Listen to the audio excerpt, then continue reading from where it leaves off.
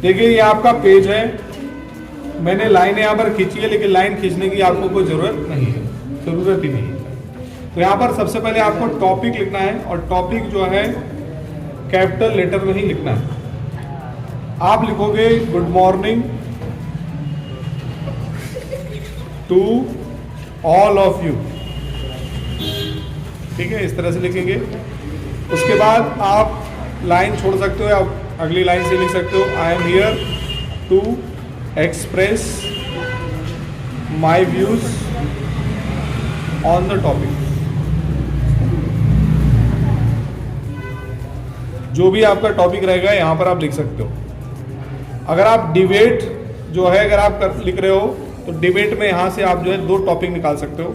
सबसे पहला टॉपिक आप लिख सकते हो इन द फेवर ऑफ, यानी कोई टॉपिक अगर आता है तो उसमें आप फेवर ऑफ करके लिख सकते हो, तो in the favour of.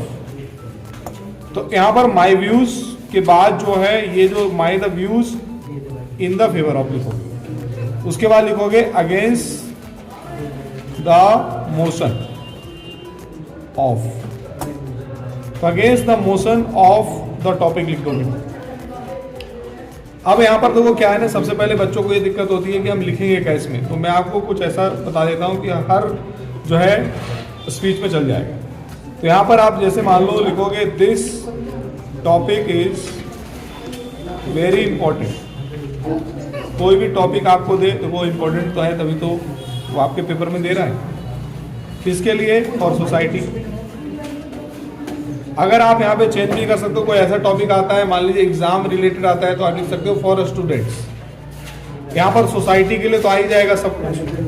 And we should understand, यानी हमें अंडरस्टैंड करना चाहिए, हमें समझना चाहिए इट बेटर। फॉर मेक या made our life easy,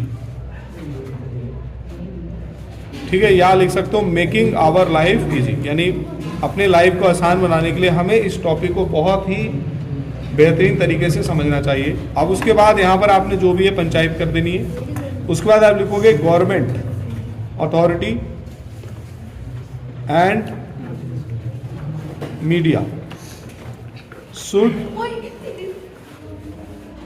also highlight, यानी हाईलाइट करना चाहिए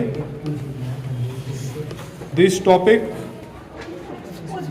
for the benefits of society, यानी सोसाइटी के बेनिफिट्स के लिए हमें मीडिया को और गवर्नमेंट अथॉरिटी को हाईलाइट करना चाहिए। बस इतना। फिर उसके बाद जो है कुछ आप पॉइंट लिख सकते हो। उसके बाद लास्ट क्या खत्म करोगे, लिखोगे thank you for listening me, यानी मेरे को सुनने के लिए आपका धन्यवाद। सही बात है। And understanding